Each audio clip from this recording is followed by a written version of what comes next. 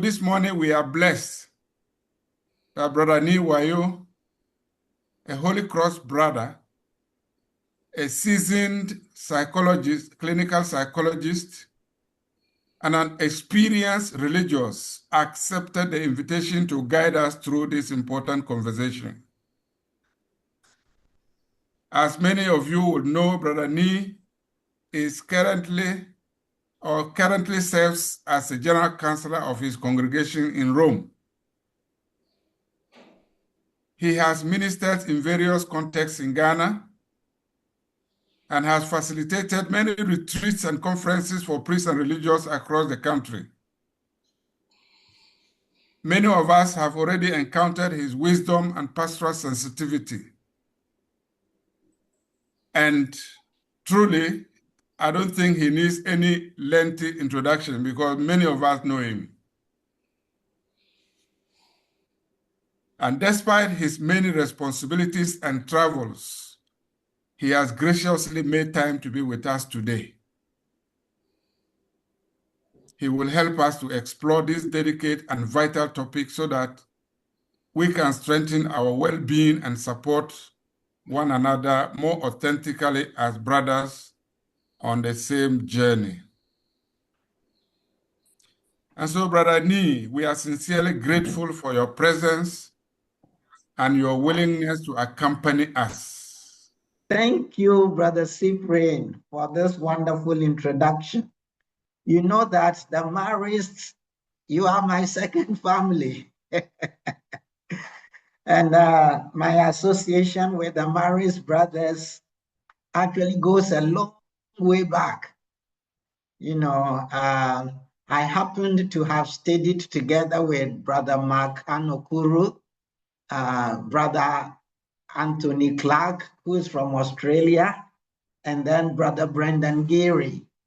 And of course, my association with all of you in Ghana through the various programs, I consider myself a member of your family. So it is really great to be here. I would really like to commend the provincial and his council for initiating this step because I think it is very, very, very important. If you would remember, a number of years back, maybe about 6 or 7 years back, in Ghana, we experienced a series of very tragic deaths among some of our priests and religious. Within a period of about 9 months, we had experienced about 3. So I think it is really good that we are able to explore this. I'm going to give you a sense of how we are going to proceed. We will look at why the topic, sacred walls or silent tombs. Then I will share with you the general risk factors in society. You know, among the society, there is always a certain percentage that usually engage in this tragic incident. And so if we find this percentage in the larger population, you can also expect it within our context as consecrated men and women and priests. I think that the disturbing factor now is there seems to be an alarming rate of this now happening. So we will look at the general risk factors in society, and then we shall look at risk factors pertaining to consecrated men and women and priests.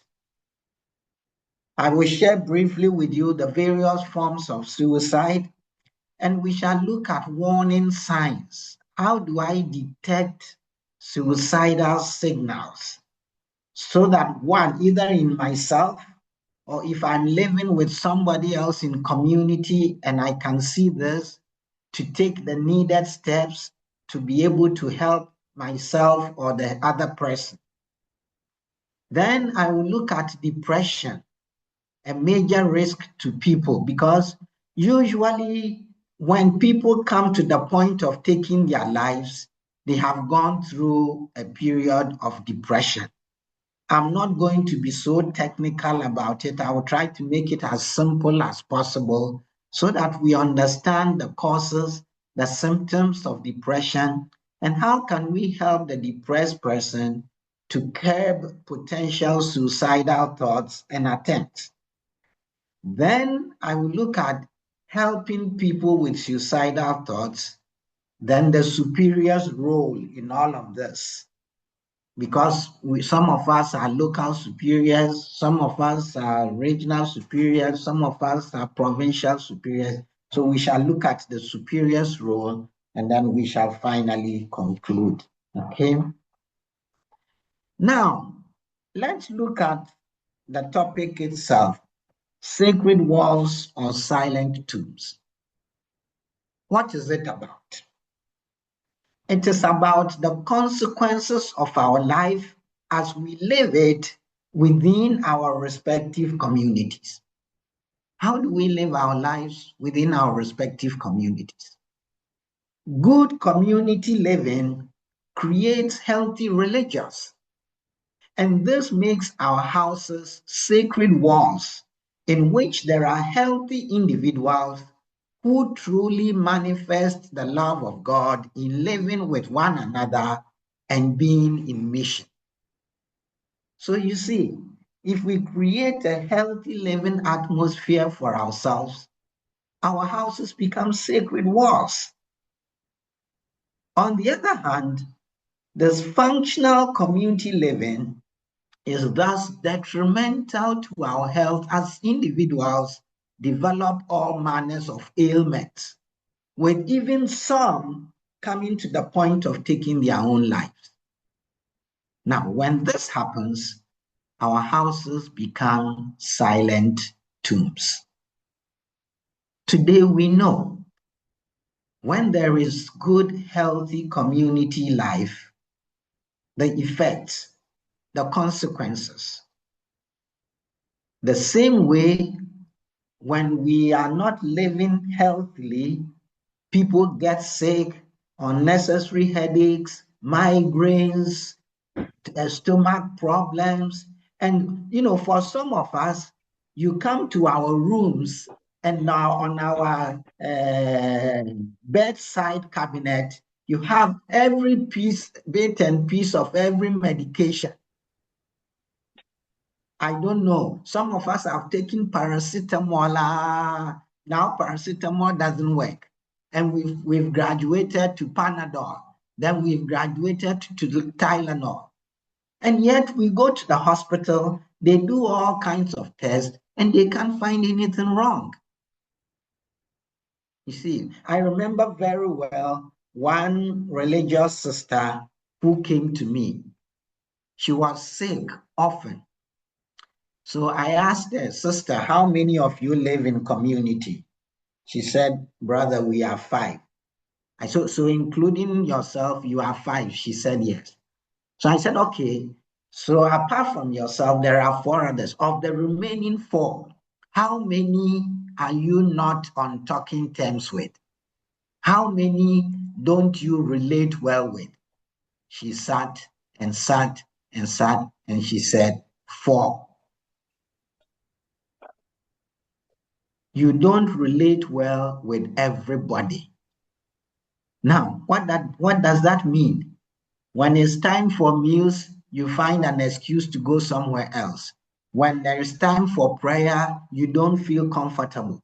How are you not going to develop ulcers, migraines, headaches, and so on? You see, so eventually we ostracize ourselves or others ostracize us, and we don't see any way out other than to take our lives.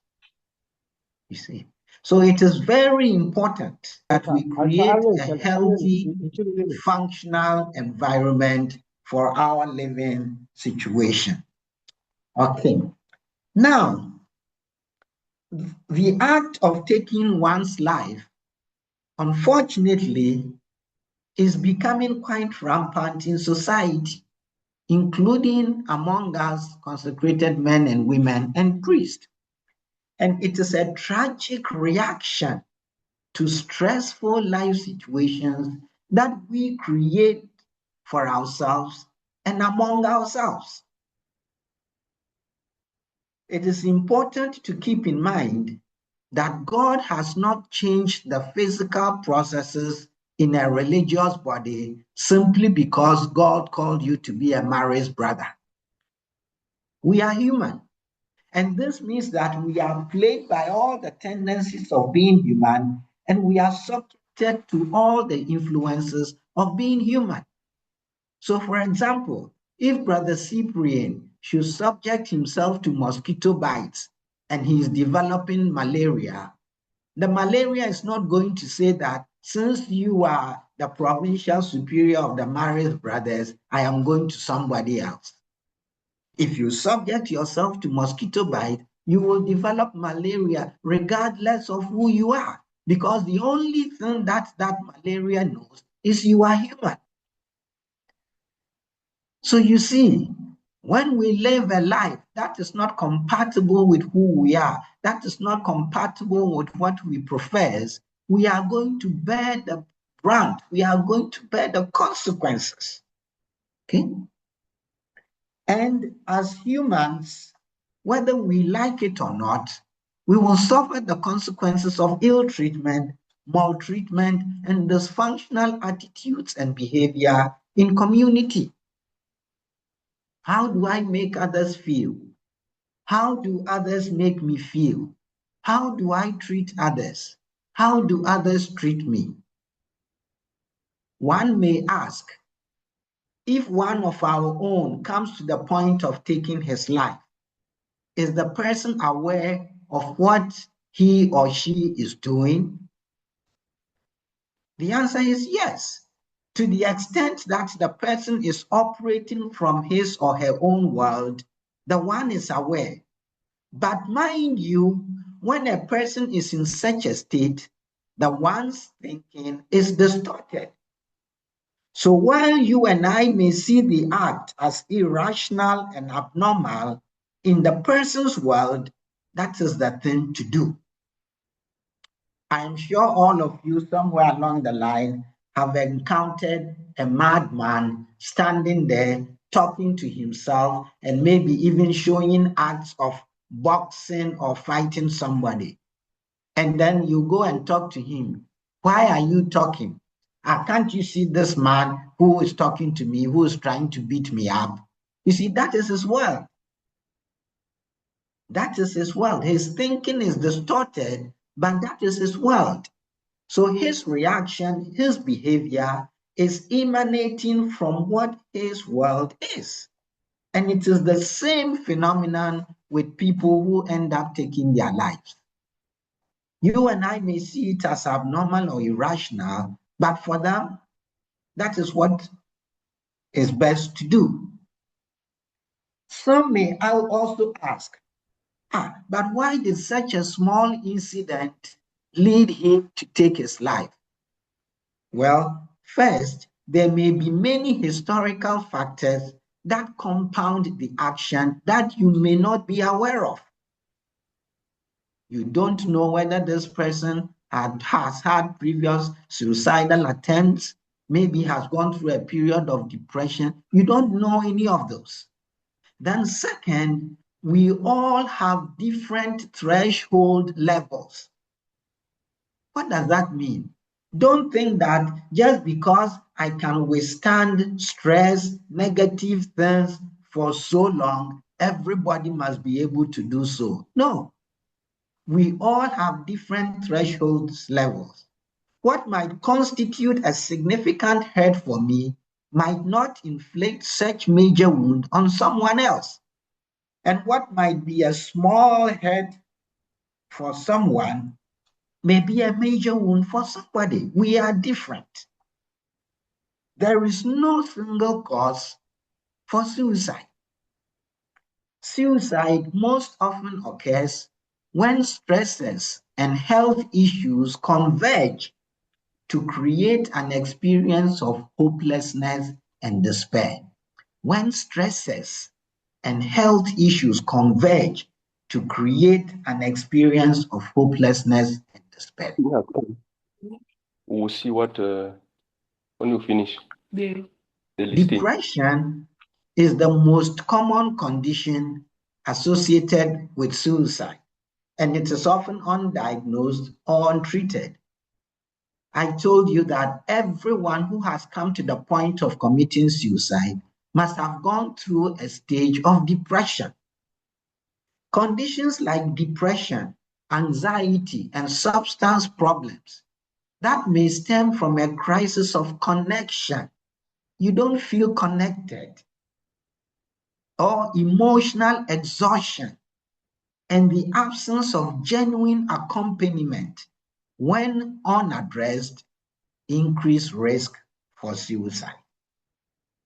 In my community, do I feel connected? Am I often emotionally exhausted? Do I have the sense that people are genuinely with me, accompanying me? Very, very important. Let's look at factors that increase the chance that a person may try to take his life. First of all, health issues. Mind you, I said stresses and health issues when they converge. Okay? Health issues. What are some of the health issues?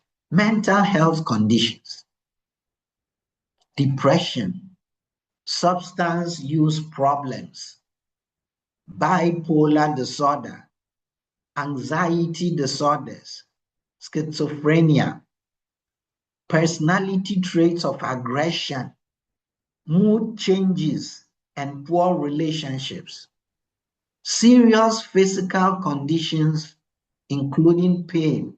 You know, somebody may have a chronic condition like diabetes or cancer, traumatic brain injury,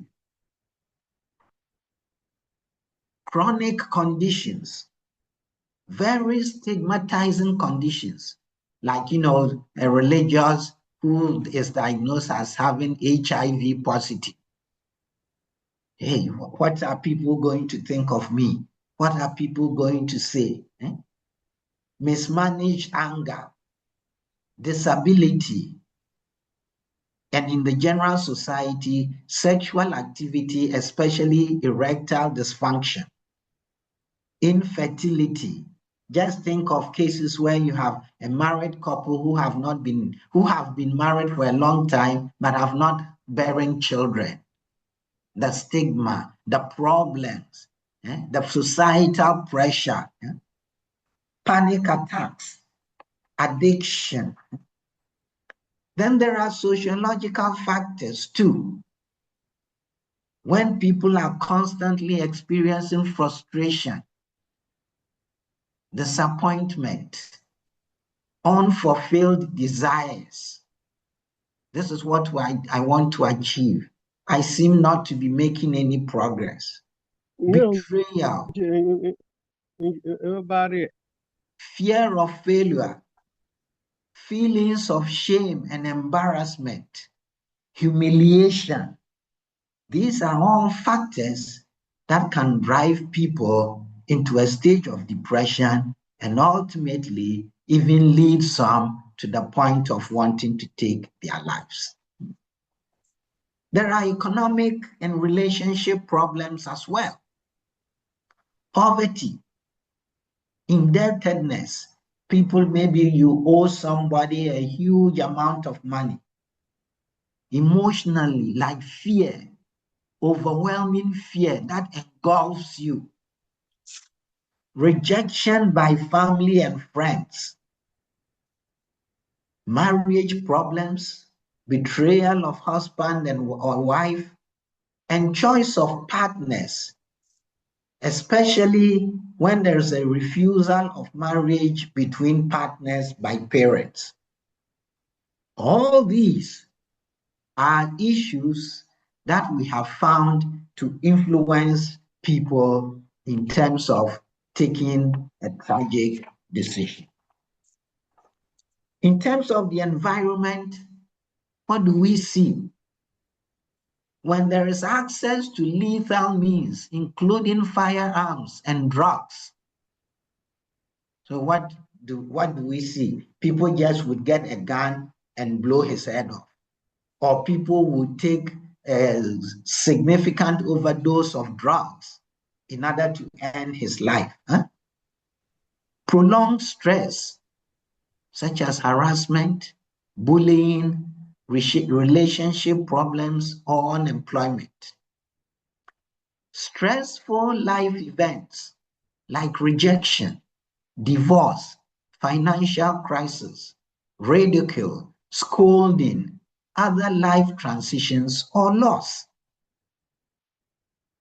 Another environmental factor, exposure to another person's suicide. When somebody has been exposed or to graphic and sensationalized accounts of suicide. See? And this is precisely why when there are issues of suicide, as psychologists, we try to prevent the media from publicizing that.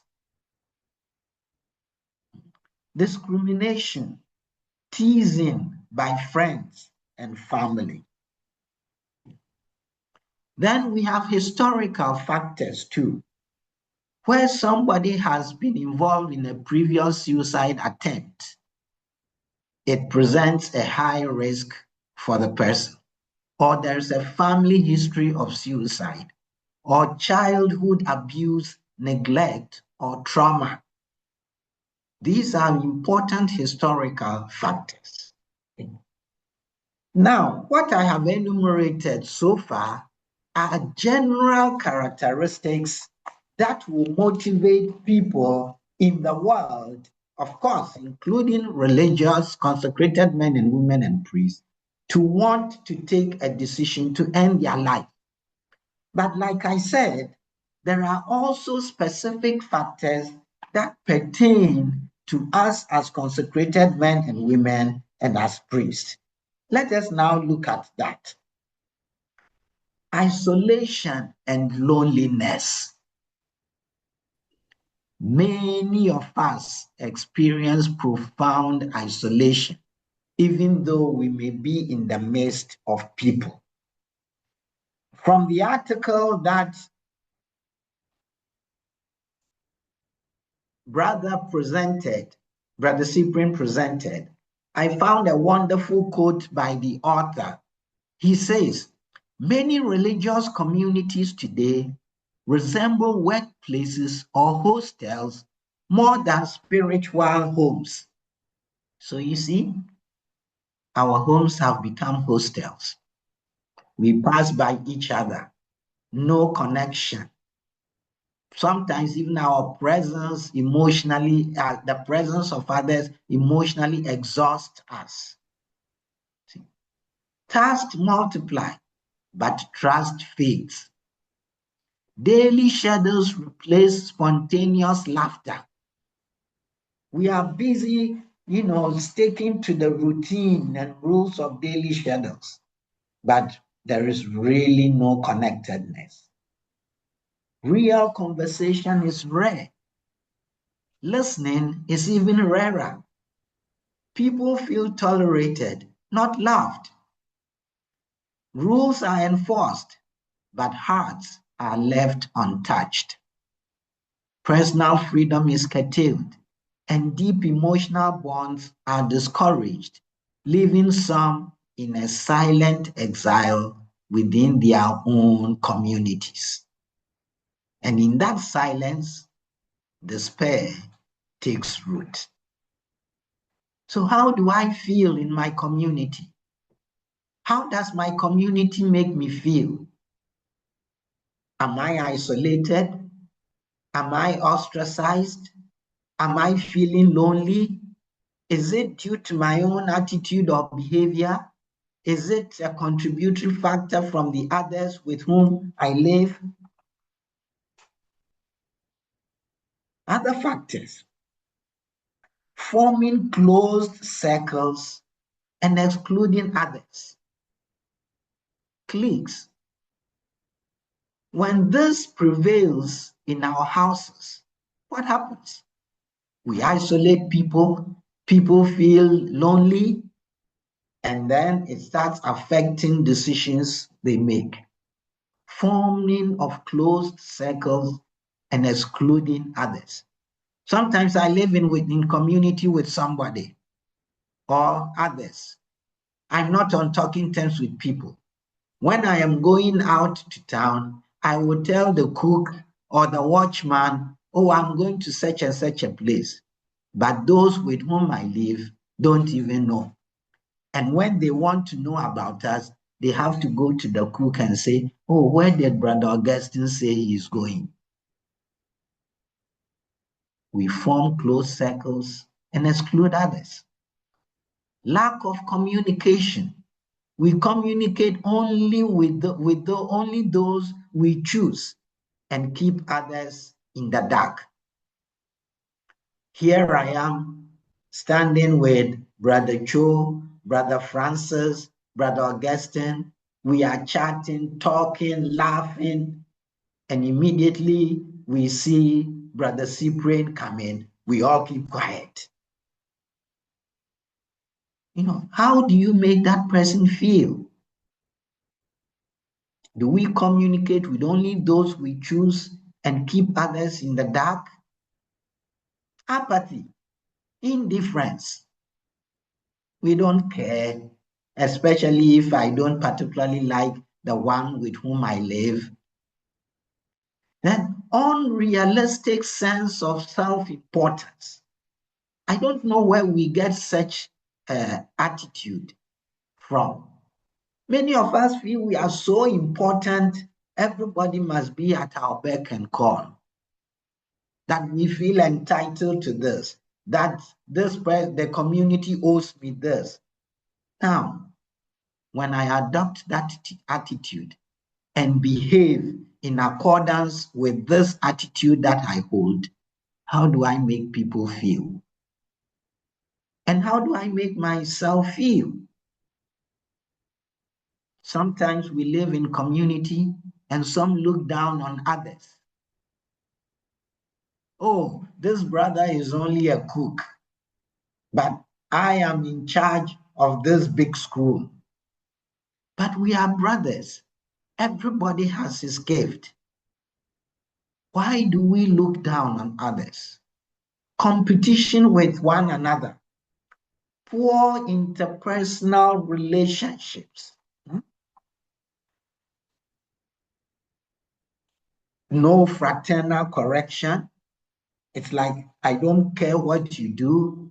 I see that the measures that this person is taking, the path that this person is traveling will not end him well. But I don't care. And then when something significant happens, then I stand there and say, I knew it. I said it. You knew it, but what did you do? In what manner did you offer help or assistance? We speaking ill of others. Power struggle. Hypocrisy, making it difficult to trust. Personal grudges. Sometimes we hold deep-seated and infested anger, often accompanied by an unwillingness to forgive. No, as for what this person did, I can never let go. He will have to pay for it. Now, we are consecrated men and women with this attitude being manifested in our actions. What advice do we give to lay people who come with such problems? Egocentrism, the inability to see things from another person's perspective, focusing solely on my own viewpoint, needs, and feelings. But I'm not the only person who forms community. Why can't I learn to see things and appreciate things from others' perspective? Individualism, or the desire to isolate oneself. Then certain gadgets become our companions. We are even at table for meals and people are punching on their smartphones. There is a function, and people are using their tablets. So now these gadgets have become our companions to the detriment of relating with my brother.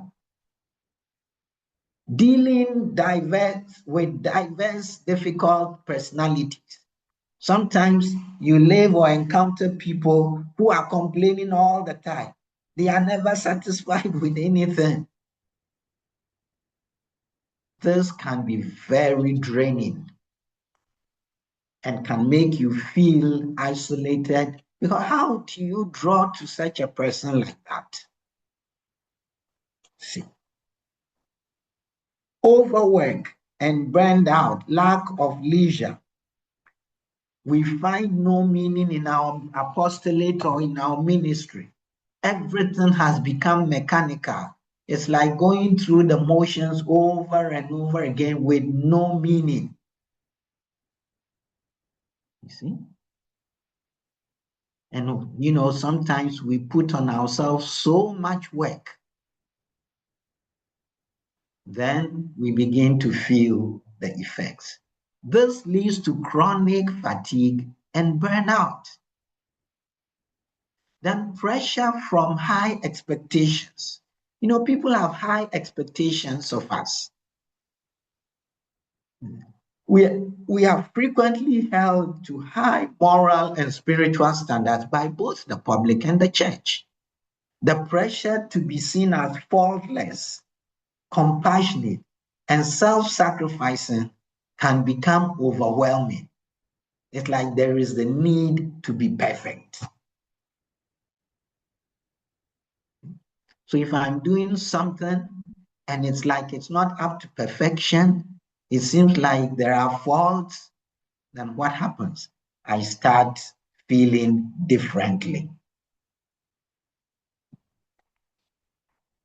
Stigma against mental health. Another problem with us consecrated men and women and priests is that we hold this strong stigma against mental health help. One person was asked to come and see me. Eventually she came. And when she came, she said, brother, at the end of my sessions with her, which took probably about 6 months, and really she came back to herself. She said to me, brother, when I was encouraged to come, many of my sisters were saying, don't go, don't go. If you go to see Brother Nee, then you are confirming that you are mad. You see, that stigma against mental health help. So when I had a conversation with this sister, I said, yes, but sister, we are all mad. In scripture, Jesus says, I have not come to call the righteous, but sinners. Are you a follower of Christ? If yes, Jesus came not to call the righteous, but sinners. See, cultural and institutional taboos may discourage us from admitting to mental health struggles or seeking psychological support. Fearing judgment, loss of status, or even repercussions within the church and community.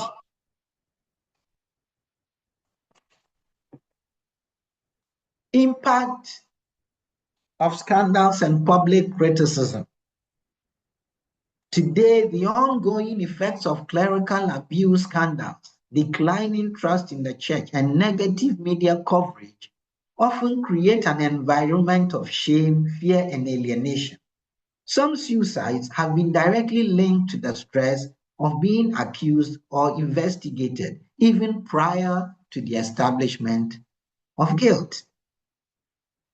Then loss of purpose, loss of motivation, demoralization. In areas where the church's influence is declining or where secularization is progressing, we can feel our work is undervalued or meaningless, leading to despair. For example, you don't have to be a religious to do this work perfectly. See? So you start questioning, what is the purpose? What is the meaning? What is the rationale for being a religious? Lack of support, lack of true fraternity. Many of us report inadequate emotional, psychological, or institutional support. In some cases, structures for peer or professional support are minimal or absent entirely. We don't support one another because we don't agree with one another. Underlying depression or other mental health conditions are significant risk factors, just as in the general population. The protective role of religious faith appears to weaken when mental health is present. Now, so these are some of the peculiar factors that will trigger certain attitudes and behaviors in us consecrated men and women, besides those that you can find in the general population. Now, let's look at forms of suicide. How do people actually do this? Slashing of wrist, shooting self, cutting one's throat, hanging, jumping from heights, drowning. These are dramatic ways. And there are non-dramatic ways: poisoning of self, drug overdose, starvation. But it is important to remember that more women attempt suicide than men, but more men die from suicide. Why is that? Because men tend to use more lethal means. They will take a gun, blow their heads off, they will hang themselves, they will jump from a big building. So men use more lethal means, while women tend to use subtle means. So like they will take an overdose of drug. In that case, when they are rushed to the hospital, these things can be neutralized. Okay. Now, what are some of the signs we have to look for? What are some of the warning signs? Feelings of failure. When somebody is feeling that he's a failure, overwhelming stress, the person feels overwhelmed, too much on my shoulders, lack of hope for the future, low self-esteem. This can be exhibited through emotions such as shame, inferiority, self-hatred. Change in eating habits. Some people may start not eating. Others may overeat. Changes in sleeping patterns. And if there has been a recent loss like death, divorce, broken relationships, then when you see people withdrawing from friends and family, these are all warning signs, especially when you see them in combination, not just only one happening, but a combination. Okay? Previous suicide attempt. Sometimes we may say that, oh, this person only wants attention. But you know what? Even though the person may want attention, obviously this person is in a state of pain and needs help. Recent suicide of a friend or a relative, threats of suicide. Many who commit suicide have spoken of intent, perhaps not directly, but people will start saying, well, life is not worth living. It were better if I were dead. And you find such people preoccupied with music, art, or poetry relating to death. Depression, which affects the social life and family life. Okay. Another warning sign: changes in personality or behavior. Changes in behavior including withdrawal, loss of interest in personal care and appearance. Such people won't even comb their hair, they won't paste. Personal care and appearance, there's no interest.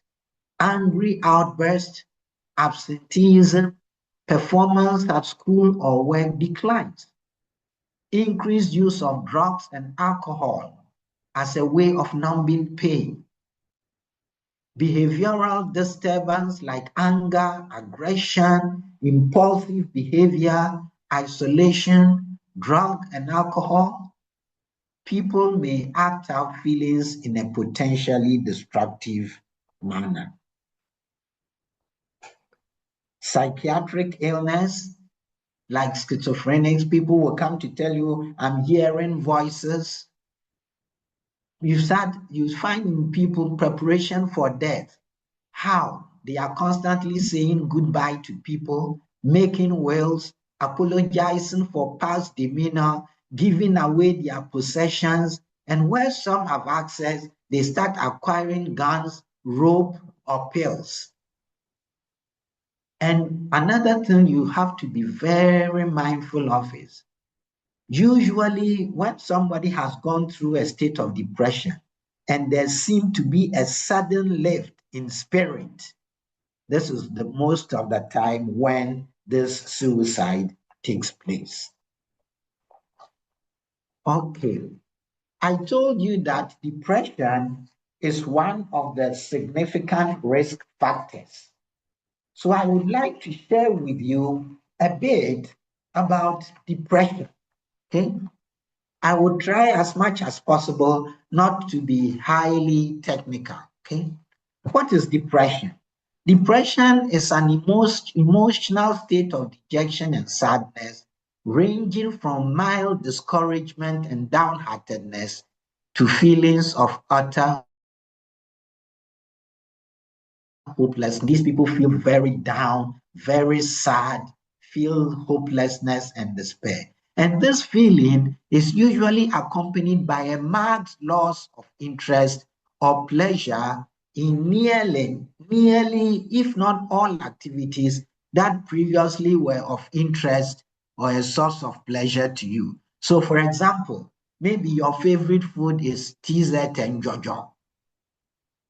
When you are depressed and they offer you TZ and Jojo, it doesn't mean anything. If that feeling of sadness is accompanied by a marked loss of interest in things that previously used to give you pleasure. There is loss of ability to enjoy things in life. You will find it difficult to make a depressed person laugh.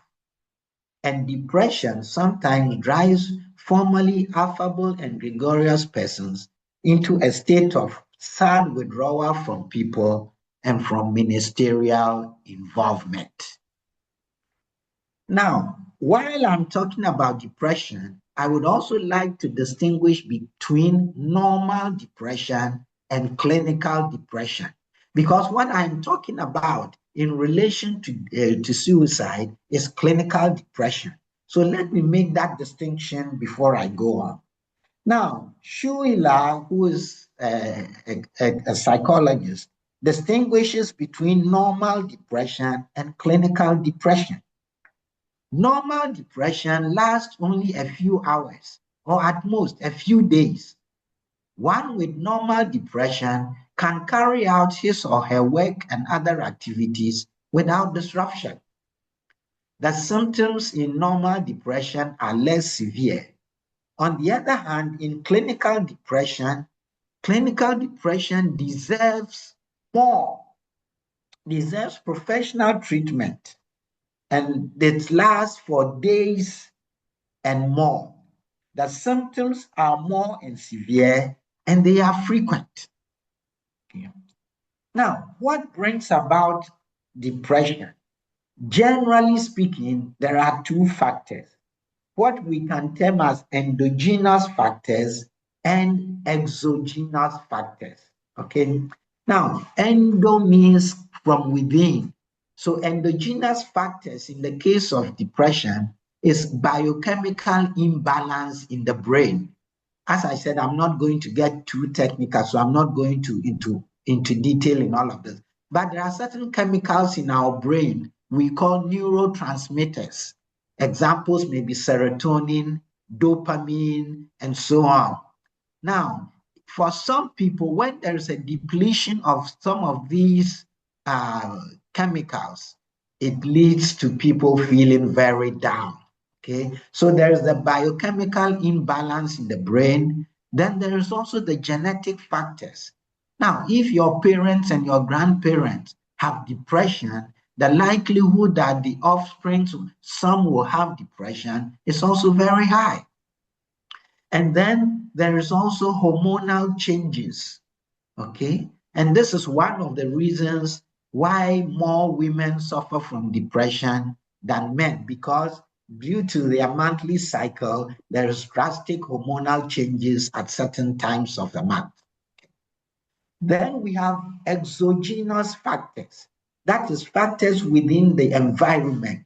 Exogenous factors may be social cultural factors, and there can be as many as there are human beings, like breakup of relationships, financial setback, loss of a loved one, demotion at work. These are what we call exogenous factors. They are factors that we find in the environment. These are broadly the main causes of depression. Okay. Now, usually those who suffer from biochemical imbalance, genetic and hormonal, they usually are treated with antidepressants, because the causes are from within. The psychotherapy is more effective when it only has to do with exogenous factors. But today, we use a combination of both drug therapy and psychotherapy. Now, when a person is depressed, how do you see it? Let's look at the emotional symptoms of depression. Sadness. These people cry a lot. There is mood variation. In the morning, they feel terrible, but as the day goes on, they start feeling a bit better. Anxiety, loss of gratification, the numbing of the joy of living, it's not worth living, guilt and anger. There are emotional symptoms. Then we have cognitive symptoms. Okay, these people have negative self-concept. The person thinks of himself in a very negative light. The person believes he's inferior, he's inadequate, I am no good, I am very incompetent. But these are often distortions. You see, people who are depressed have very negative view of the world. They have negative expectations for the future. They have self-blame, self-criticism, indecisiveness. They can't take a decision. They can't make up their minds. There is a feeling of hopelessness and worthlessness, and they have delusions. Delusions are beliefs not founded on reality. So you may find somebody who has a rosary hanging around his neck and he believes that he is Jesus Christ or he is the Virgin Mary. When people are depressed, cognitively, they experience these symptoms. Okay? Then we have motivational symptoms. People who are depressed have great trouble getting up in the morning, going to work, beginning projects, and even entertaining themselves. There is also what we call psychomotor retardation. What does that mean? These people begin to walk very slowly. They talk excruciatingly slowly. They withdraw. This is what we call psychomotor retardation. When movement slow down and the person walks and talks excruciatingly slowly. We also have physical symptoms. These people have eating disorders. Either they don't eat or they overeat. Sleep disorder, mostly sleeping. They worry about health. They feel weakness, easy fatigability, weight loss. Now, the question now is, how can a depressed person be helped? Mind you, the person is not going to come to you and say to you, I am depressed.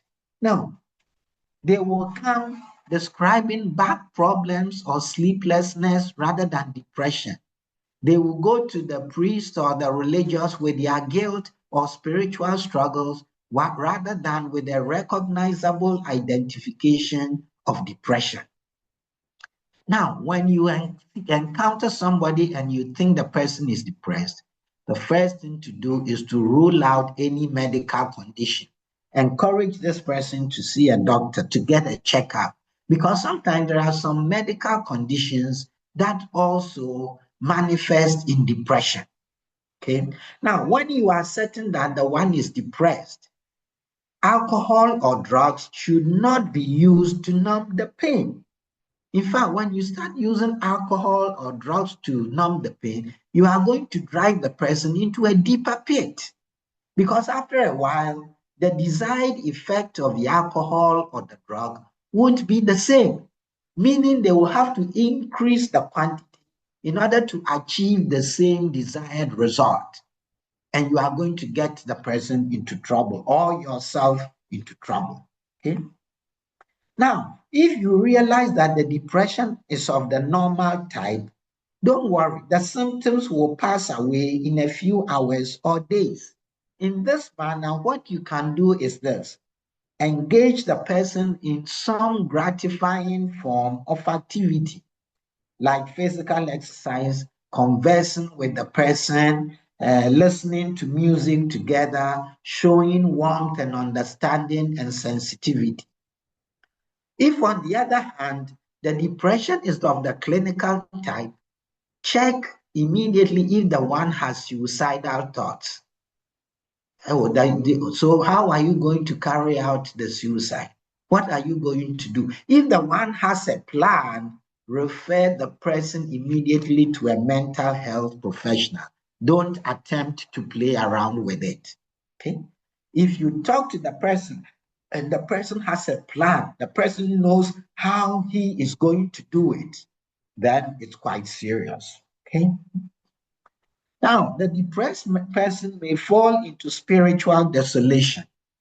When we fall into depression, we experience interior darkness, restlessness or confusion, or a sense of being far from God.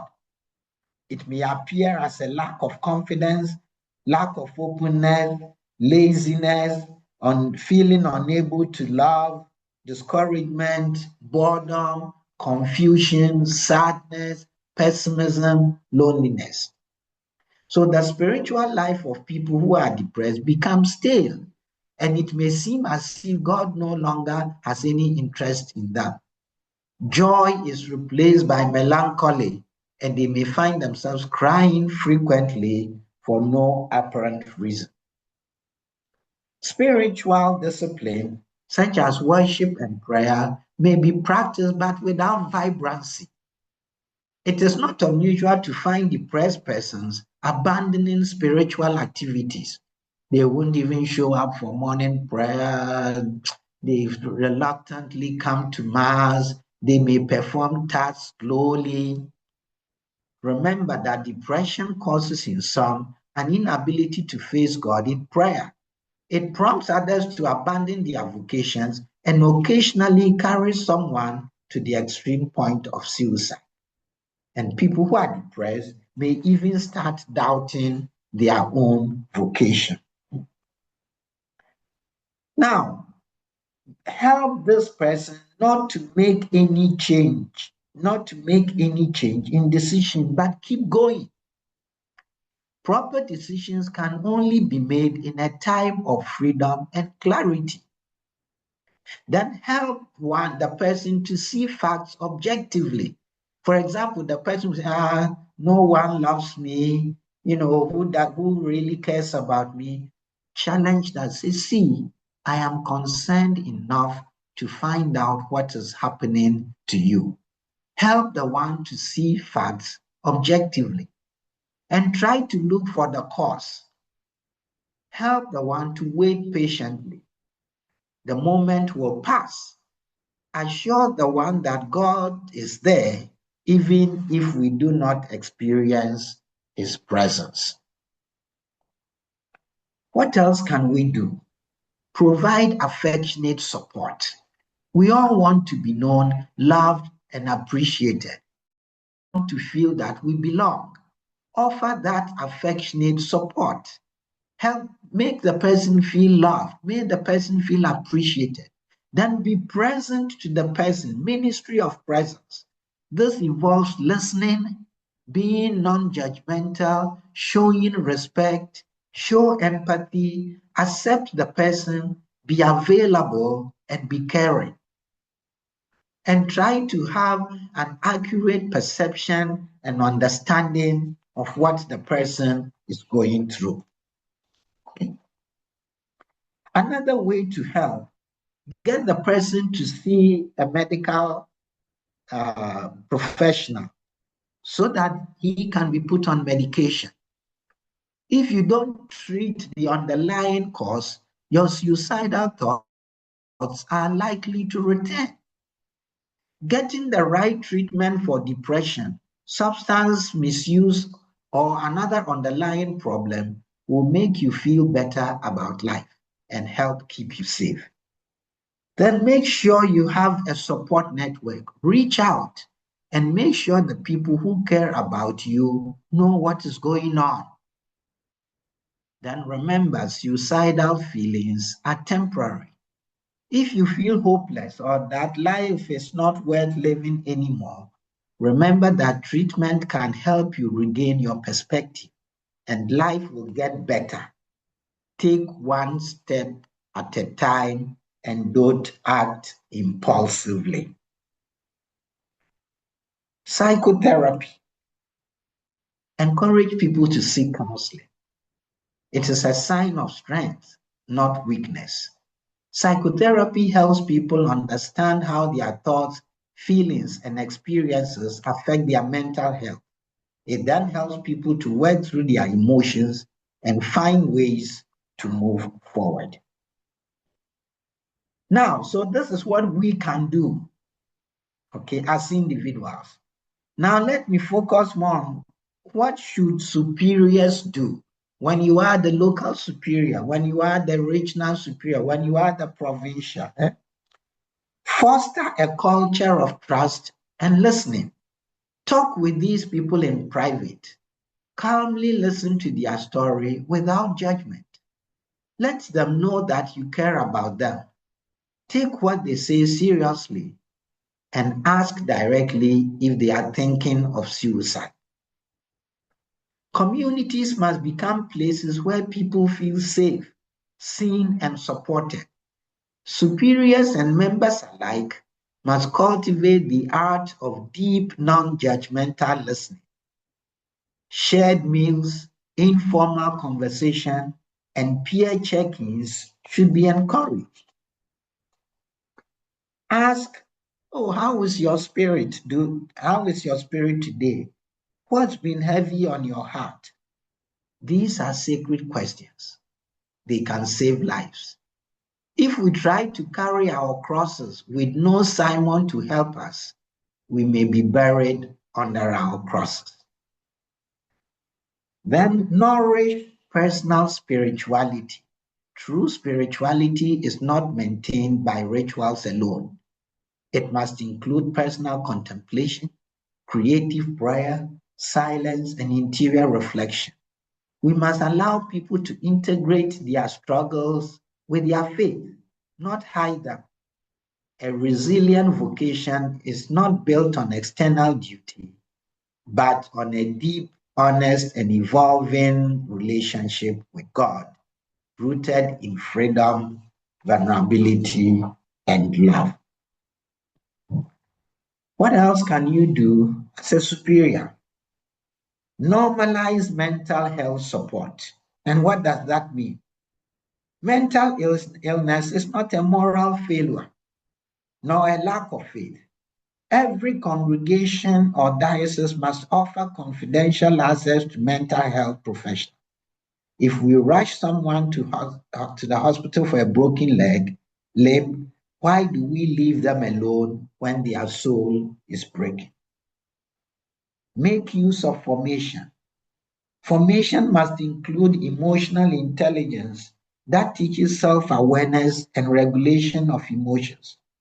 It must enable the youth in formation how to recognize early signs of psychological distress in oneself and others. As superiors, ensure that there are short-term courses which can be organized periodically so that your men are able to recall and practice what they learned during formation. Let your men know that they are not alone. They are not a failure. They are not forgotten. There is help. There is healing. There is hope. You, as the superior, should be a shepherd, not just an administrator. Walk with your people. Know their hearts. Know their struggles. Sit with them, not just in meetings, but in moments of need. Your empathic presence can be the difference between despair and life. Conclusion. Unfortunately, we have had consecrated men and women and priests who preached hope but lost their own. There are those who preach hope today but feel hopeless and helpless themselves. We have had consecrated men and women and priests who served the suffering but hid their own wounds. In the quiet corners of convents, monasteries, and rectories, they ended their lives alone, unheard, and unseen. And today we have consecrated men and women and priests who serve the suffering but hide their own pain and wounds. Their true faces are masked by pious appearances and forced smiles, pretending that all is well. Let us learn to reach out to them and walk with them in their pain. There are moments when it may seem like there is no other way to solve your problems, and that suicide is the only way to end the pain. Know that there is good news. People who actively manage their mental health, conditions go on to engage in life. You can take steps to stay safe and start enjoying your life and ministry again. There is help available. Do not be afraid to seek help. And finally, let us pray that the church will open its ears, stretch out its hands, and say with Christ, "Come to me, all you who are weary and burdened, and I will give you rest." May we never let sacred walls become silent tombs. May we be a church that listens, heals, and loves. Amen. Thank you, my brothers. This is my presentation. I'll be available for questions or comments or contributions. And amen again. Amen. Thank you, Amen. Brother Nee, for the powerful presentation. As he has said, if there is a question, a comment, a clarification, a contribution, I think this is the moment to say them. Somebody, is it Romeo? Okay. It's Teddy. Teddy, okay. Yes. Thank you. Just his contribution. A few years ago, I was following a student in one of our schools who were passing through depression. And the student was getting weight. He was not losing weight. In your presentation, you put for the person who is depressed, you can say that you'll be losing weight. It could be also for some the opposite way. You will be gaining weight. So that was just something I experienced with a child. And when I talked with a parent to try to have a child, in 3 months, it was okay. Because the mother was sick and they didn't have the money to send the child to go and see the mother sick. So I arranged for them to pay the transportation for the child to go and stay during Christmas with the mother before coming back. And when she passed away, the child was okay because she had seen her mom before she passed away because she was having a cancer, I think so. So Okay. somebody can be depressed because it can be depressed and showing gaining some weight instead of losing some weight. It could be the opposite. These are rare, but this is a possibility. It was my contribution. Okay, thank you. you. Welcome. Brother Nee, you want to say something? No, I just wanted to acknowledge the contribution of brother. Okay, thank you. Brother Harry. Yeah. Good morning, brothers. Good morning. Yeah. Thank you, Brother Nee. Before, whenever I heard a story of suicide, I used to wonder, but why should someone decide to kill himself? What could be the reason? But having listened to you, all the explanation you gave, I have a bit of understanding what could be the cause of somebody taking away his own life. So I'm very, very grateful. I'm so touched. I've learned a lot from you. Thank you. Thank you, Brother Harry. Any more comments, questions, contributions? All right. Somebody has his hand up. Somebody. Okay, I'm not seeing. The person should. Aha. Is it the province of West Africa? Yes. Thank you very much, Brother Nee. I would like to have a clarification about when you said that the family history can also lead to somebody contemplating suicidal tendencies or things of that. I don't know how you could explain that to clarify the understanding of that, because it's true that most of the things that happen are within our environment and all that. So how could this type of thoughts go down to hereditary? Thank you. Okay. Now, I separated genetics from family history. Somebody who may have been abused as a child may have gone through significant trauma and over the course of years may not have had any help in dealing with these things.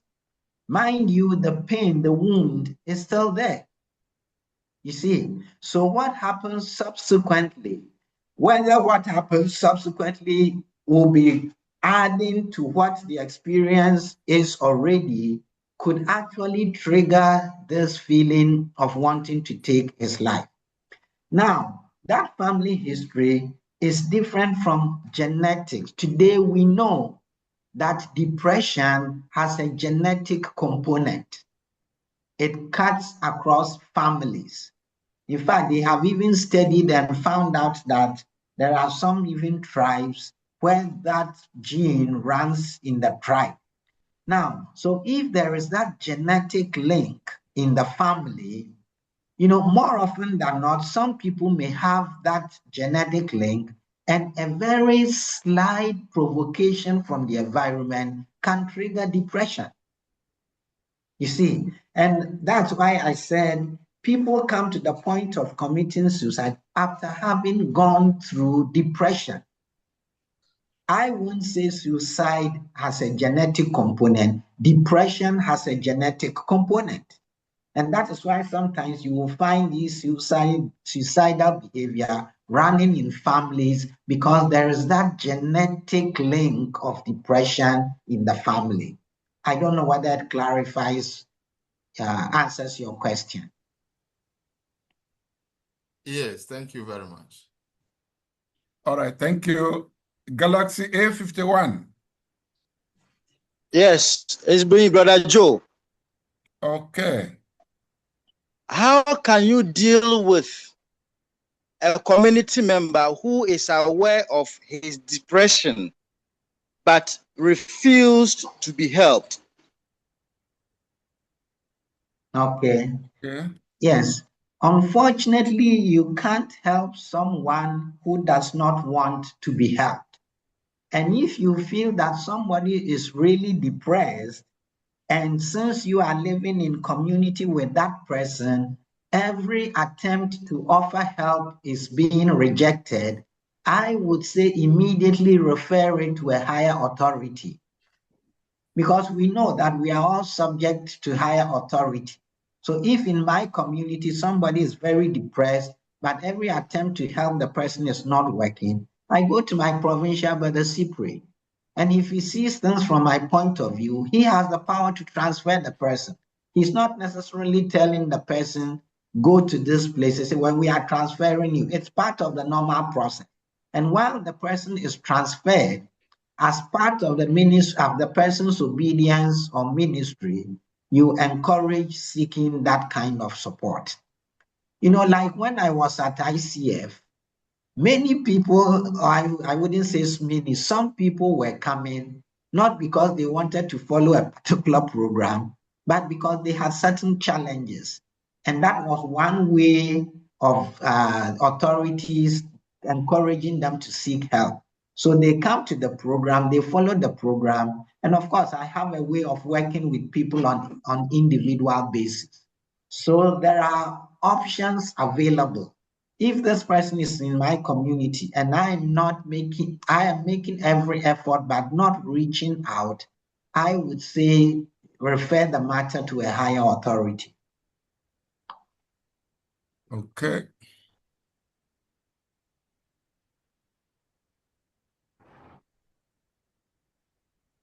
Any more comments?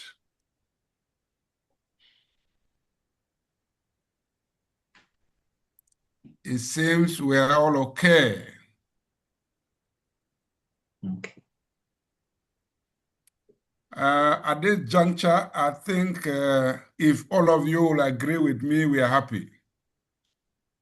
But I will ask Brother Simon Kanjam to say a big thank you to Brother Nee. So I've said that Brother Nee has led us through the delicate yet urgent realities of community life, depression, and suicide, reminding us that our communities can either be sacred walls of love or silent tombs of isolation. Your reactions have opened our eyes to the many factors, spiritual, psychological, social, and institutional, that shape the well-being of our brothers, and especially us religious. We are deeply grateful for the clarity with which you named the warning signs and risk factors that demand our vigilance. The compassion with which you invited us to walk alongside those who suffer, not with judgment, but with empathy and presence.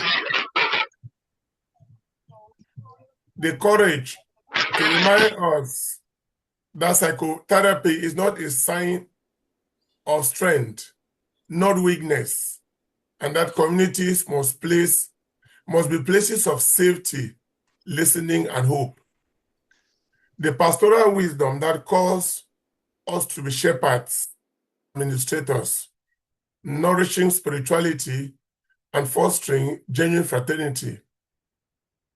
Your words have challenged us to build communities that heal, and where shared meals, listening hearts, and fraternal correction replace loneliness, silence, and stigma.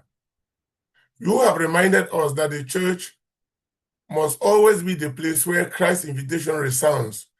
Come to me, all who labor and are burdened, and I will give you rest.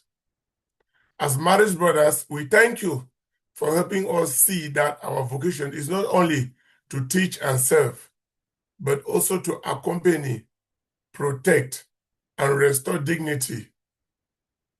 And I deeply feel, and we deeply feel, that the echoes of this, your presentation, will make more meaning. And our greatest thanks will be that we truly be watchful and that inspire us to preach hope and where there is despair, and then also to offer presence where there is loneliness, and to ensure that no brother in this life is alone. So on behalf of all of our brothers, Brother Nee, I want to say you have reminded us very strongly of the course of our general chapter, which centered on communion and community, spirituality, mission.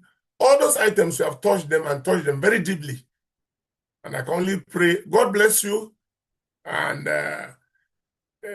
it has been simple. Your presentations have been very, very simple, yet profound. Thank you very much. And I will pray and hope each of us will reach out to you as individuals. And when time comes again, we knock at your door, please come to us again. Thank you very much.